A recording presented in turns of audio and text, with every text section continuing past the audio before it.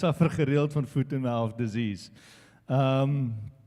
So vanoggend het ek die wonderlike voorreg om ons preekreeks oor identiteit voor te sit.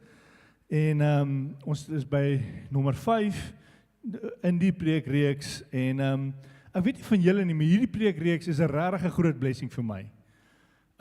Dit herinner my net weer wie en wat ek is as 'n kind van God. Ek weet nie, is daar ander mense wat so voel? Is julle gebless deur hierdie reeks? Great. Ek voel regtig, dit is so 'n belangrike ding wat ons moet settle. Want ons almal soek identiteit iewerste. Ons almal probeer ons identiteit bou. Ons probeer dit bou dalk op ons verhoudinge, ons vriendskappe, ons sukses. Party mense probeer hulle identiteit bou op hulle seksualiteit. Maar al daai goeters is verganklik. In 'n oomblik kan daai ding weggeraak word van jou. En dan sit jy met 'n identiteitskrisis. Nou as ek bietjie vulnerable met julle kan wees vanoggend, ek het so 'n identiteitskrisis beleef toe ek 'n jong man was. En ek was 'n Christen, ek het in die Here geglo, maar ek het nie my identiteit gebou op dit nie. Sien, ek was 'n jong man en ek was in die beste manskoshuis in Suid-Afrika gewees, naamlik Olinat by Tikkies, die beste of die enigste universiteit in Suid-Afrika, die res is hoërskole. En ek was een van die manne. Ek was 'n hero gewees en ek het my hele identiteit daarin gegooi. Jy weet, van blommetjies vou tydens Joel tot Joel komitee, elke liewe sport wat daar was het ek gedoen, tot HK, en toe ek HK is, dus het soos asof ek jy weet, toe het ek nou half die piek bereik. Jy weet, ek loop daar rond met my HK pakkie, en almal op campus kan sien, jy's op jou HK, jy's 'n man, en dit voel vir jou kom 'n bietjie cloud, en ek het my identiteit daar rondom gebou. En so in die einde van my 4de jaar, toe vra my vriende, hoor, maar wil jy net weer staan vir HK, en ek sê toe, nee, wag, ek moet nou die regte ding doen, want ek het nie net gekom in die koshuis te wees nie, ek het ook gekom om te swat, soos julle sal weet, en ek het reeds op daai stadium my akademiese loopbaan so bietjie verleng. Hulle sê mos altyd in BCom, hoekom jy 3 jaar graad aframmel in 4 jaar, as jy dit oor 5 jaar kan doen. So, ek was reeds daar en ek besluit toe, nee, ek moet die wyse ding nou doen. Ek kan nie nou weer staan vir die HK nie, ek moet afstaan en ek moet fokus op my akademie. En so, wat toe gebeur is ek maak my 4 jaar klaar, ek skryf in vir die jaar daarna. Ek het toe daarom al my graad gekry, ek is toe nou besig met toneurs. En daar ewe skielik kry ek nie koshuisplek nie. As gevolg van my akademiese wanprestasie. Kry ek nie koshuisplek nie. En ek dink toe nee, dis oké. Daar die HK het daar is 'n reël, hulle kan vir jou HK-plasing gee. Toe moes ek hoor, toe kom van my vriende wat op die HK sê, hoor die champ, ons het alles getraai, maar jy het ook nie HK-plasing gekry nie. Die reëls het bietjie verander. Ewe skielik voel ek het my hele lewe gegee vir die koshuis. En in 'n oomblik het ek nie eens plek in die koshuis nie. Ek het nie ander planne gemaak nie, ek het nie plan B gehad nie. Ek was so oortuig geweest ek sal plek kry in die koshuis. En ek het nie. En gelukkig het hulle toen vir my 'n plan gemaak, daar was 'n stoorkamertjie, bed ingedra, daar gebly vir 'n paar maande tot daar 'n plek oopgegaan het in die koshuis en ek kon daar gaan bly. Maar ek het ewe skielik ook agtergekom, ek loop op kampus, maar niemand sien my meer raak nie. Ek het ook agtergekom, ek is 'n senior in hierdie koshuis, ek is 'n 5de jaar, maar dit voel nie vir my die ouens gee my die nodige respek wat ek verdien nie. Besef hulle nie dat ek my lewe op sy gesit het vir hierdie koshuis nie. Ek het 2 knieoperasies en gebloei op die rugbyveld vir hierdie koshuis. En omdat ek my identiteit daarop gebou het, en dit in 'n oogwink, onder my uitgerig is, het ek identiteitskrisis beleef. En wat gebeur het met my is ek het in 'n downward spiral begin gaan. Want ek het nie identiteit gehad nie. Of die identiteit wat ek gehad het, is by my weggeneem. En soos ek gesê het, ek was gered, maar tot my skaamte moet ek sê, as jy my van daai dae en van daai aande gesien het, jy gesien hoe ek opgetree, jy gesien het hoe ek gepraat het,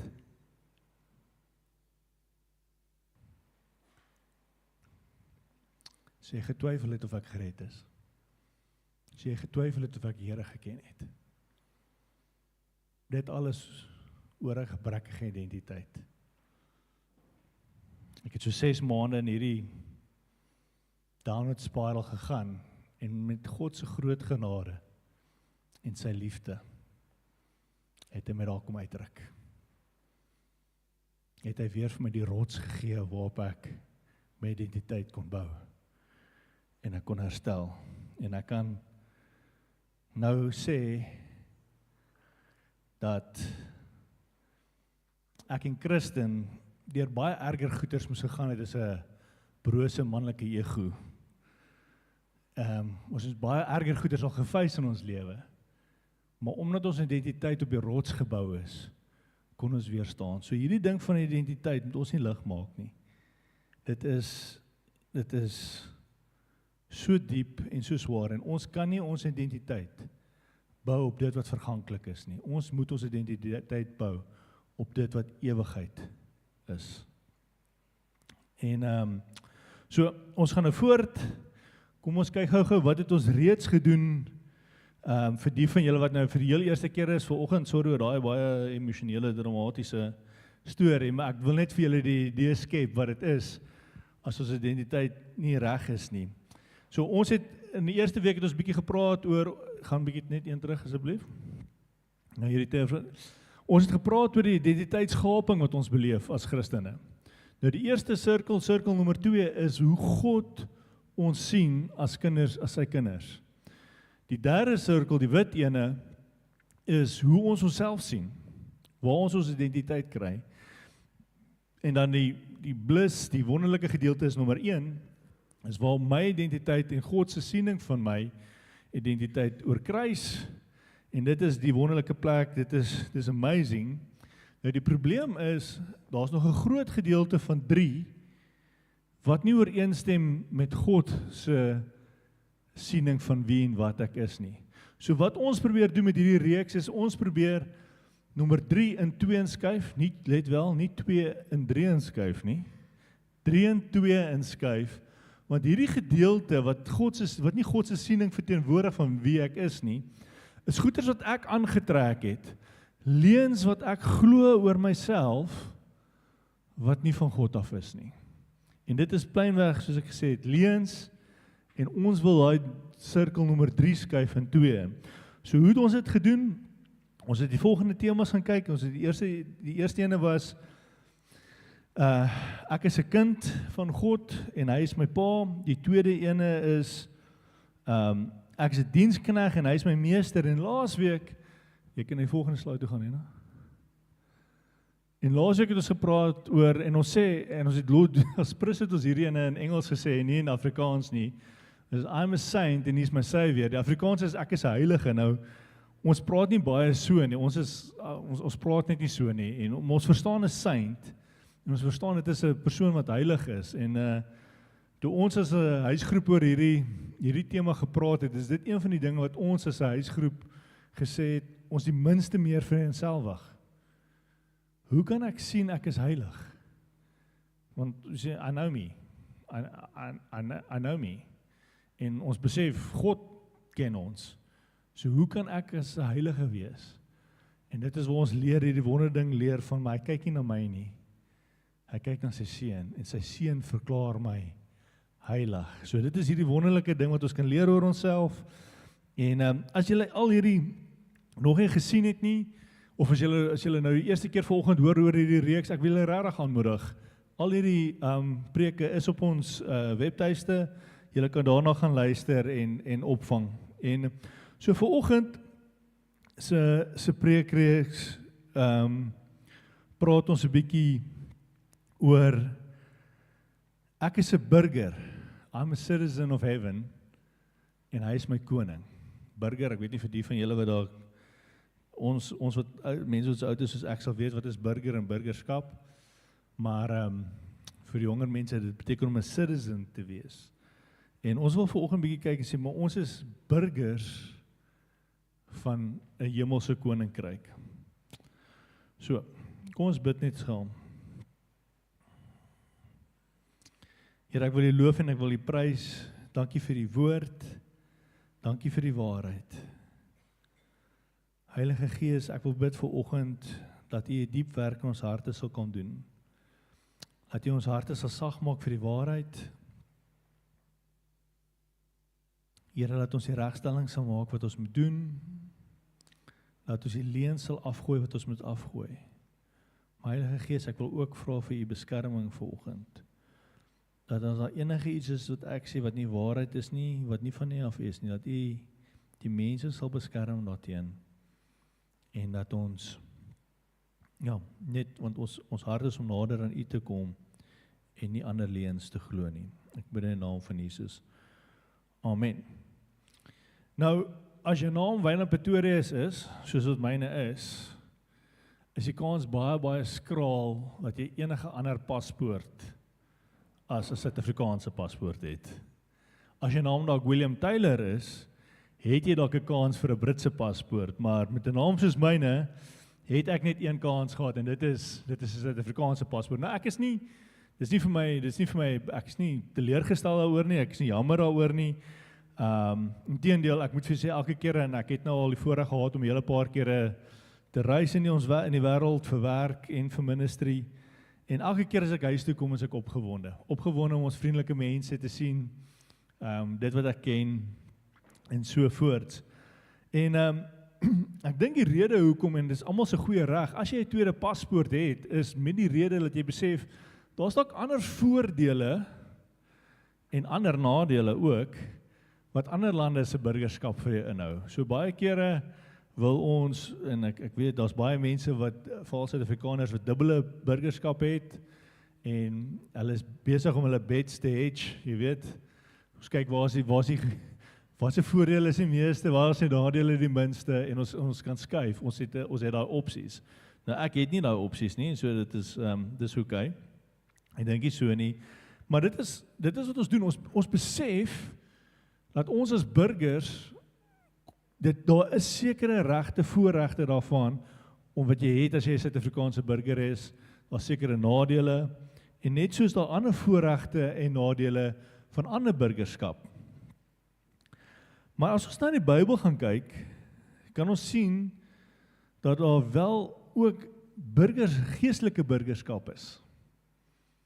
Daar's twee wêrelde, twee koninkryke wat ons in die geestelike wêreld van burgers kan wees. En ongelukkig in die geestelike wêreld kan jy nie dubbele burgerskap hê nie. Jy kan nie met jy een voet in hierdie koninkryk staan en met jou ander voet in die ander koninkryk nie. Jy is of deel van die een koninkryk of jy is deel van die ander koninkryk, maar jy kan nie anders is, ja, soos ek sê, anders is hier op die wêreld is dat dit bestaan nie. Jy het nie daai reg nie. En Paulus skryf daaroor en hy praat oor ons hemelse burgerskap en hy sê, weet jy wat? Hierdie aardse burgerskap is niks seg en dit beteken absoluut niks as jy dit vergelyk met jou geestelike burgerskap nie. So kom ons lees gou saam hoe beskryf Paulus dit in Filippense 3 vers 18 tot 21. Ek lees van vers 18 af. For as I, dis Paulus wat hy skryf, have often told you before and now I tell you again, even with tears. En ek wil net gou hier so pause.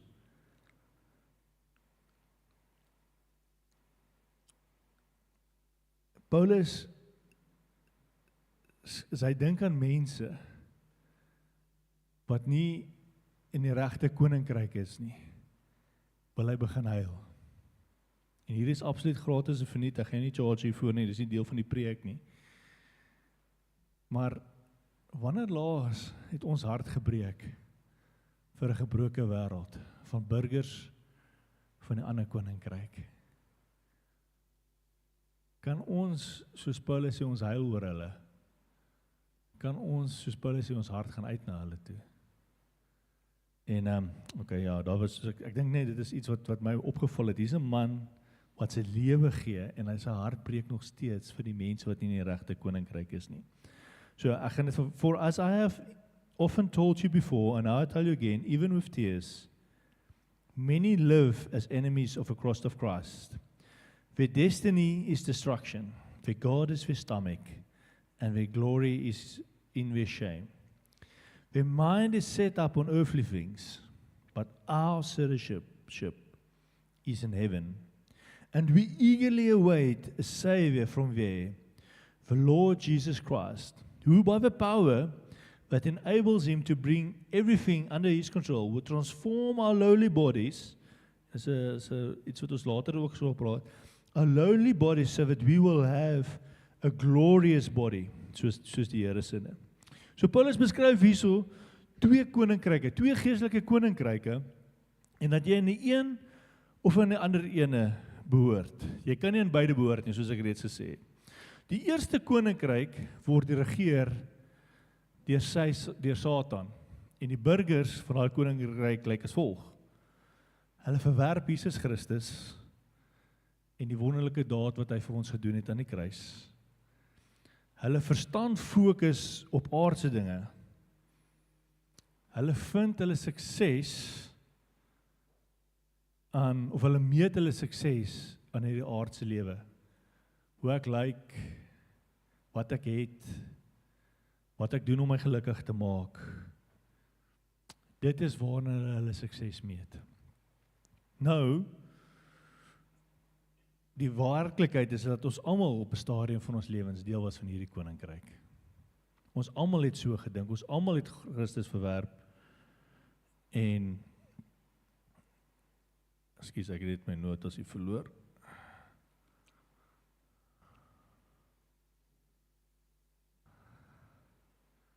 Ja, ons almal het Christus verwerp, ons almal het so gelyk.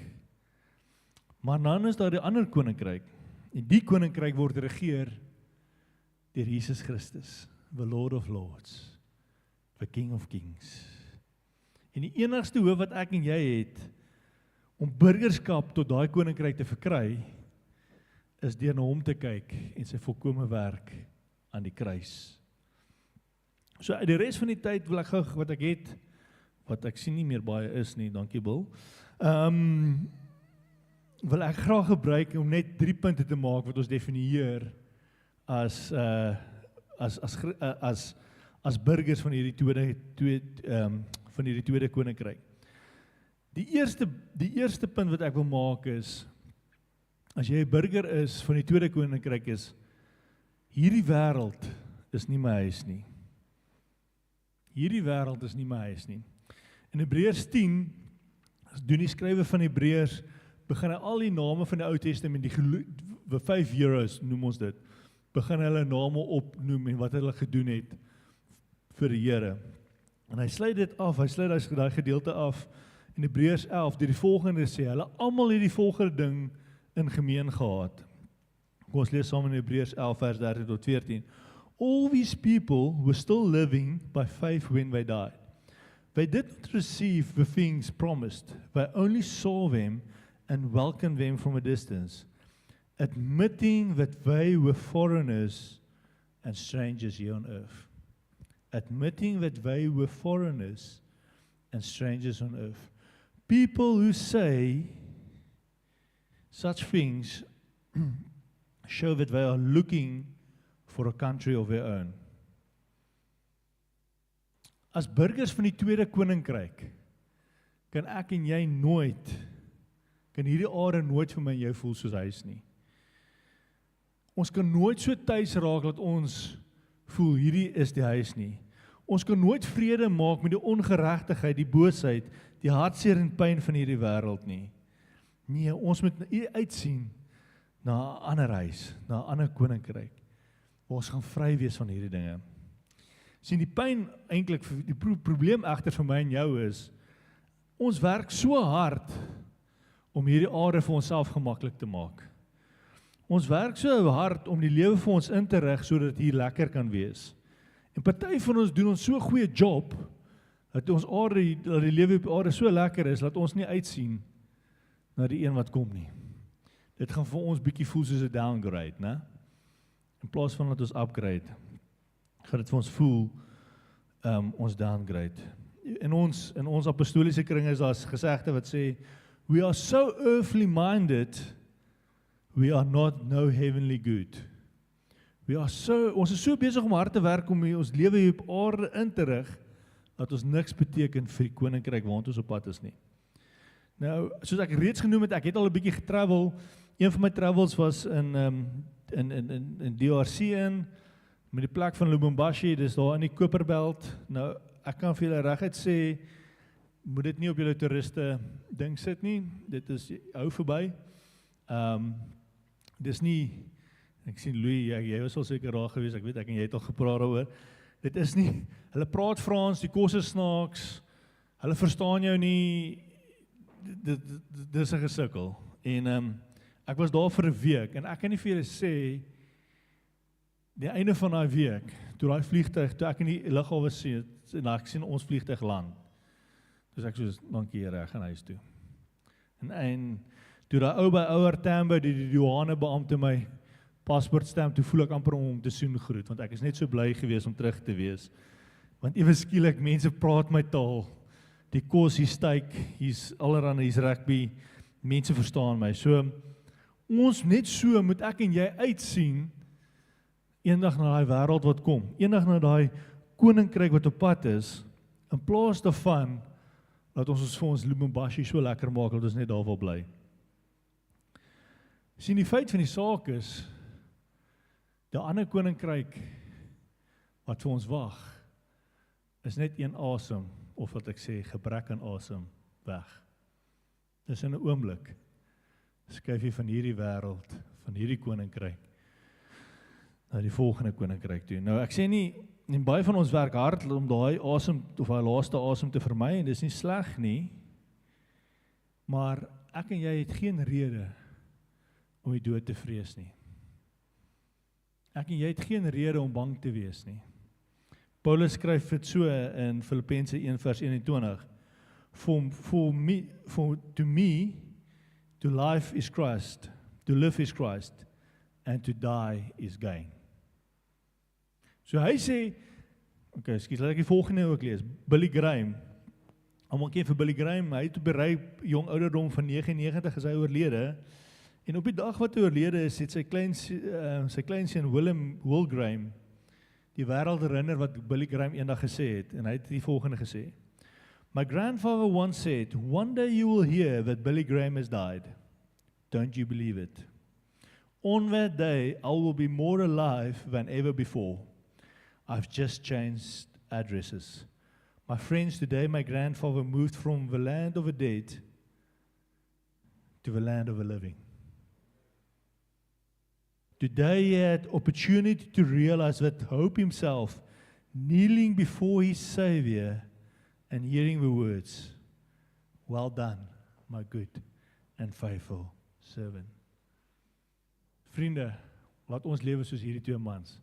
As ons lewe ons is as vir Christus, en as ons dood gaan sien ons uit daarna, want dit is to die is gain. Kan ons dit sê? Kan jy sê vanoggend, Here, kom haal my maar, dis okay. Sien die tent, die liggaam wat ons hier op aarde gekry het, is 'n tent. Nou die van ons wat kampers is, sal weet 'n tent het net 'n sekere rakleeftyd. As jy na hierdie rakleeftyd kan kyk van die wat die voor julle staan, sê julle sien hy begin ook stadig aan signs van wear and tear wys, né? Hierdie liggaam is 'n tent. En ons probeer baie keer ons kamp so inrig dat dit lekker is. Maar dit is 'n tent, hy gaan vergaan. Kom ons werk vir die huis met bakstene wat ons eendag gaan hê. 'n wonderlike liggaam. 'n Liggaam wat nie meer trane gaan hê nie, wat nie meer pyn gaan hê nie. Wat nie meer, en soos jy ouer word daai pyn kry, ja, staan jy nie so hard en dan jy ewesklike pyn. waar daar nie meer lyding is nie, daar's nie meer finansiële druk nie, daar's nie meer misdaad nie. Daar's ook nie eers 'n son waant ons gaan nie. Want hoekom? Want die lig wat skyn is van my en jou koning. Is dit nie 'n wonderlike plek om na uit te sien nie? So kom ons hoop, laat ons nie vashou in hierdie wêreld waar ons net survive nie. Kom ons sien uit na 'n wêreld waar ons kan thrive. En laat ons nie hier te styf vashou nie. Die tweede ding wat burgers, die tweede eienskap wat burgers het van die tweede koninkryk, is dat hulle alle beskerming en voordele het wat gepaard gaan met daai koninkryk. Nou, Paulus het verstaan dat daar sekere voordele is wat ons het sodra ons die burgerskap van die tweede koninkryk het. Maar hy het ook verstaan dat daar sekere regte en voorregte is wat ons het van burgers op hierdie aarde. En hy het ons stel hierdie storie op. Lees gou hierdie storie saam met my in Handelinge 22. Paulus word gearresteer in Jerusalem. Hulle is besig en die soldate is daar besig om hom oop te trek sodat hulle hom bietjie met die sweep kan bykom. En hulle is op pad om hom te slaan. En hy sê toe in Handelinge 22 vers 25 en hy sê die volgende: As they stretched him out to flog him, Paul said to the centurion standing there, Is it legal for you to flog a Roman citizen who hasn't even been found guilty? Sien, Paulus besef, hy het 'n reg as 'n Romeinse burger, en hy was 'n Romeinse burger. Nou, op baie stadium, moet julle verstaan, baie min mense in die hele Romeinse koninkryk was Romeinse burgers. Die koninkryk was vaast, maar die Romeinse burgers, jy is nie, as jy een van die nasies is, of een van die areas is wat oorgeneem is, was jy nie 'n Romeinse burger nie. Jy was 'n second class citizen. Jy was deel van die Romeinse ryk, maar jy was nie 'n Romeinse burger nie. En jy het nie dieselfde regte en voorregte gehad, wat jy het as 'n Romeinse burger. En met ander woorde, as ons net hierdie storie kan aflei, wat met jou kon gebeur het, is, as 'n Romeinse soldate besluit het, om jou te wiks, was dit oké. Jy het geen reg gehad nie. En jy het geen been om te staan. Jy kan net dink wat so ongeregtigheid het plaasgevind in daai wêreld. Want jy het nie reg gehad om te sê, hoor, jy kan my nie slaan nie. Jy's 'n second class citizen, ek kan met jou doen wat ek voel. Maar die burgers van die Romeinse koninkryk, as jy 'n burger daar was, dinge was bietjie anders. So kom ons lees gou. As jy net verder lees in daai stuk 28 tot 29 sê, When the commander said, I had to pay a lot of money for my citizens. Met ander woorde, dit was so gesog om 'n Romeinse burger te wees, dat jy geld sal betaal om 'n burger te word. Deesdae daar's ander lande wat jy ook, as jy bereid is om die geld te betaal, kan jy 'n burger word van 'n land. En hierdie ou het met geld, het hy sy burgerskap gekoop. Maar but I was born a citizen, Paul replied. And those who were about to interrogate him withdraw immediately. The commander himself was alarmed when he realized that he had put Paul, a Roman citizen, in chains. Kan julle sien wat gebeur toe Paulus sê, hey, luister hierso, weet jy wie is ek? Net omdat hy 'n burger was. Jy ken nie my raak nie. Daar het 'n lewende vrees in daai soldate ingekom, want hulle het besef wat sy regte en voorregte hierdie Romeinse burger het. En as hulle iets aan hom doen, besef hulle, as hy 'n saak teen hulle gemaak, wat lê vir hulle voor? Hulle is die ouens wat gestretch gaan word en bietjie gewiks gaan word. En hulle onmiddellik withdraw hulle. Sien, Paulus het op daai stadium, het hy die hoogste burgerskap wat die wêreld kon, die burgerskap en die meeste regte en voorregte het hy gehad, hy wat Paulus is. Maar weet julle wat? In al sy briewe noem Paulus dit nie een keer dat hy 'n Romeinse burger was nie. Die enigste rede hoe ons weet hoe hy 'n Romeinse burger was, is omdat Lukas daaroor geskryf het. Want Paulus het sy Romeinse burgerskap as niet geag, want hy het geweet, hy behoort tot iets anders. Sy burgerskap, wat hy in die geestelike wêreld het, is ver oortref hierdie aardse burgerskap. In vandag se terme sal dit wees soos en ek weet veral na deesdae is dit dalk bietjie kontroversieel en jy kan maar dink van die FSA wat jy wil, maar een ding is for sure.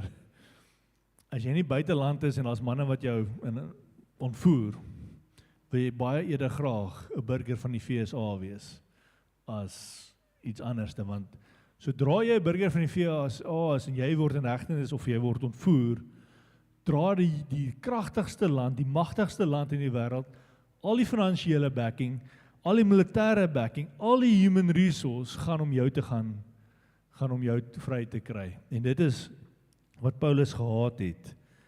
En maar hy ag dit as niks nie. Want hy was 'n burger van die tweede koninkryk, geestelike koninkryk. Hier's net 'n paar verse om ons te herinner en ek gaan gou daar lees want ek sien ons hardloop uit tyd uit. Om ons te herinner wat se voordeel ek en jy het as burgers van die tweede koninkryk. Never will I leave you, dis die Here wat hier praat. Never will I forsake you. He will, praat hier van die Here, die psalmdigter praat hier van die Here. He will cover you with his feathers and under his wings you will find refuge. He provides my daily bread. He has blessed me in heavenly realms with every spiritual blessing. Vriende, verstaan jy wat se voorregte en voordele het jy as jy deel is van die tweede koninkryk? Ek dink partykeer neem ons dit so as vanselfsprekend.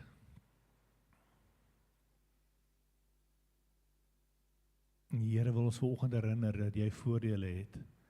He will never forsake you. Hy sal jou beskerm. Die laaste punt wat ek wil maak is, as jy 'n burger is van die tweede koninkryk, is dat jy 'n wonderlike koning het.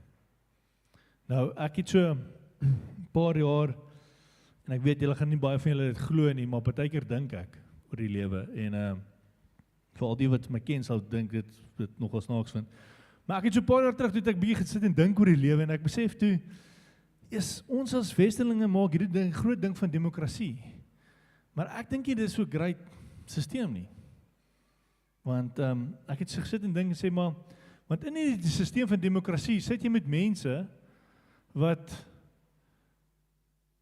hulle neem goeie besluite, hulle is wetsgehoorsame burgers, hulle betaal hulle belasting, hulle maak hulle kinders groot om wetsgehoorsame burgers te wees en hulle kry een stem. Dan op die ander kant sit jy met ander ouens wie se lewe track record is van slegte besluite. Dis die een slegte besluit op die volgende slegte besluit. En hy het een stem. So wat is my kans in 'n demokrasie dat daai ou wat slegte besluite neem en ek arrogant soos ek is, dink ek neem regte besluite, maar laat daai ou wat dom besluite maak sy hele lewe lank 'n regte besluit gemaak wanneer hy moet kies. So ek was bietjie disillusioned deur die hele idee van demokrasie en ek het 'n bietjie navorsing doen en ek kom toe agter daar's ander mense wat navorsing gedoen het oor wat is die beste regering wat burgers voor kan hoop. Weet julle wat is dit?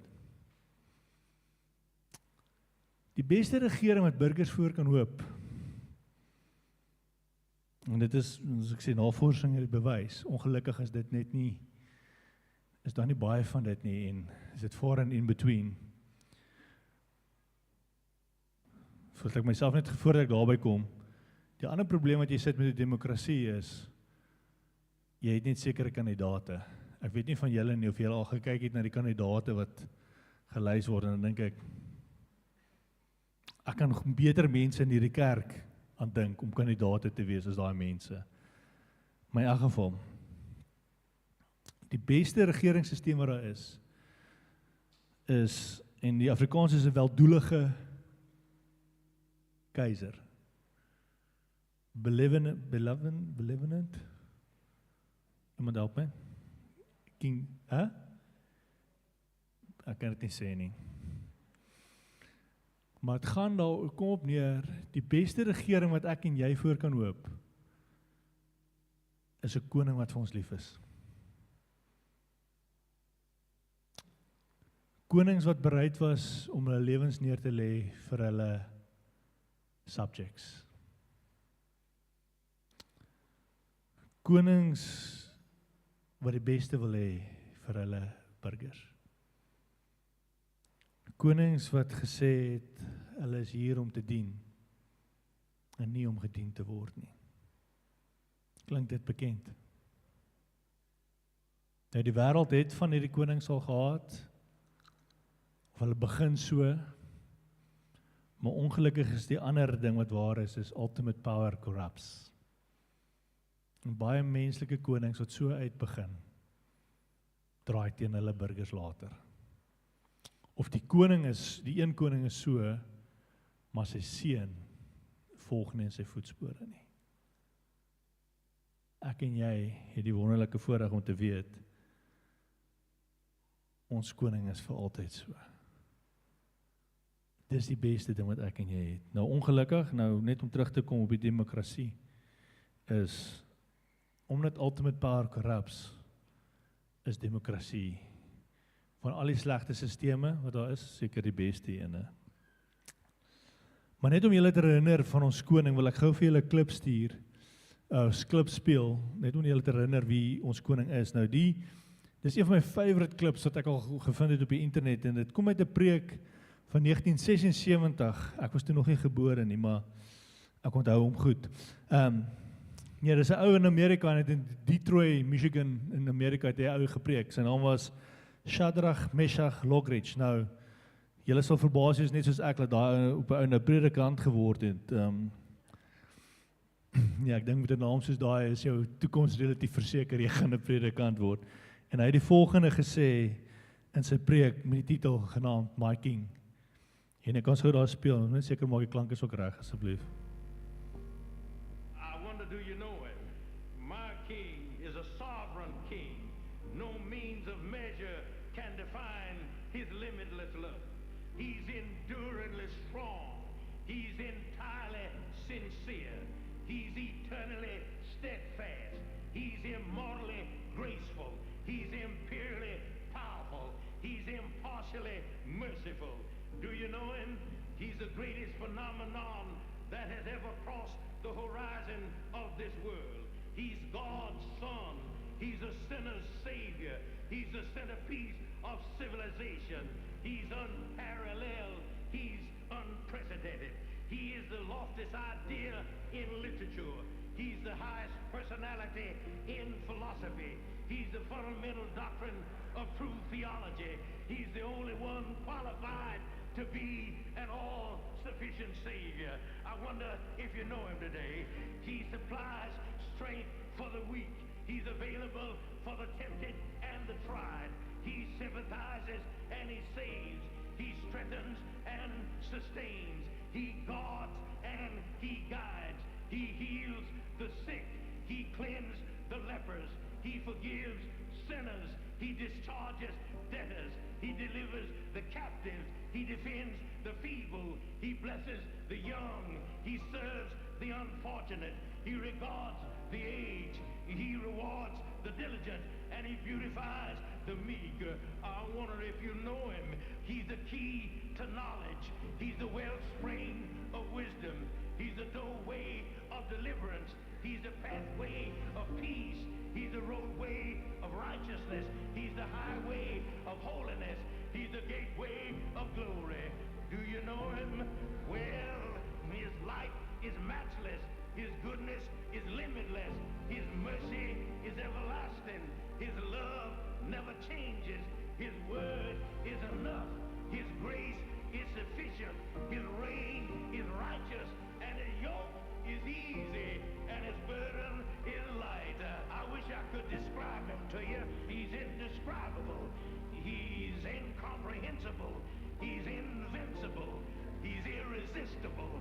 You can't get him out of your mind. You can't get him off of your hand. You can't outlive him, and you can't live without him. The Pharisees couldn't stand him, but they found out they couldn't stop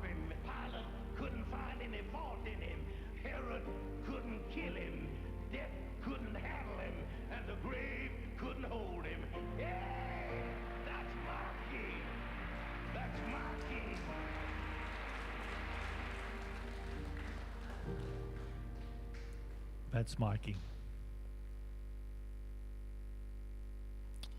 Vriende, wat 'n wonderlike vooruitsig het ek en jy moet die weet dat ons burgers is van die tweede koninkryk met 'n koning soos daai.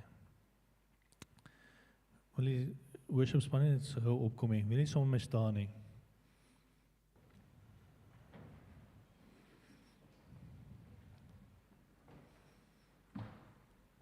Terwyl ek voorberei het ek besef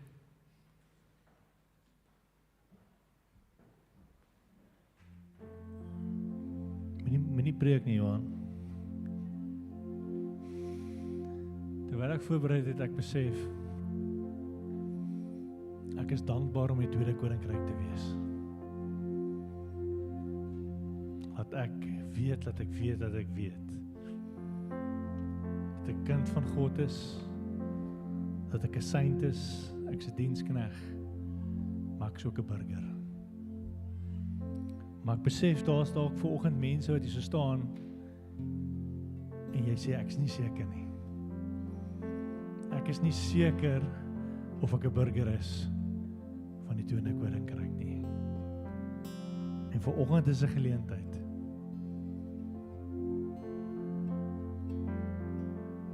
Paulus is gebore Romeinse burger.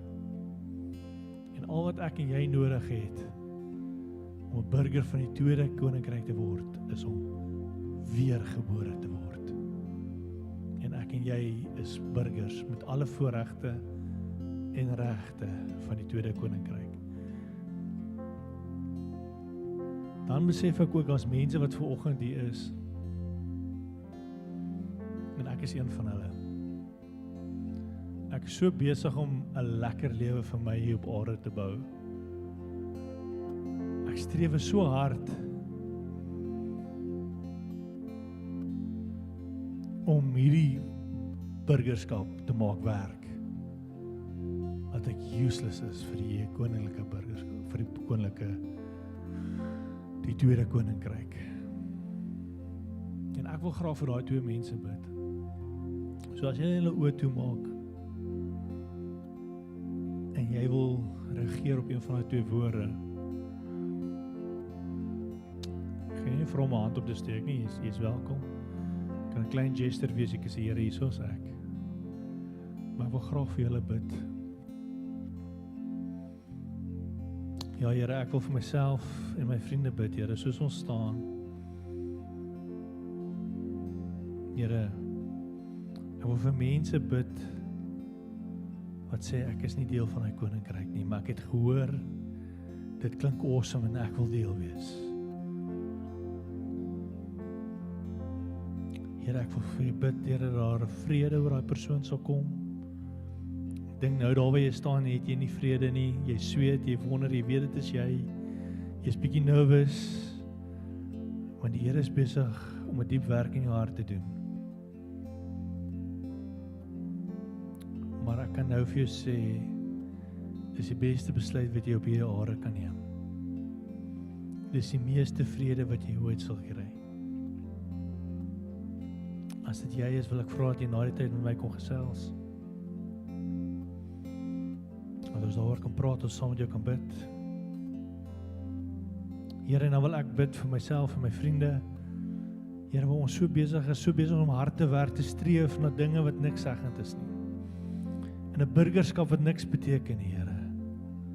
Here, ek bid dat ons dit op sy sal sit. En sal strewe vir die burgerskap wat saak maak. Dat ons herinner kan word dat ons burgers is van die hemel. Met alle regte en voorregte. En dat ons so sal lewe, dat ons nie hierdie aarde ons tuiste sal maak nie, Here, maar dat ons sal uitsien na die aarde wat kom.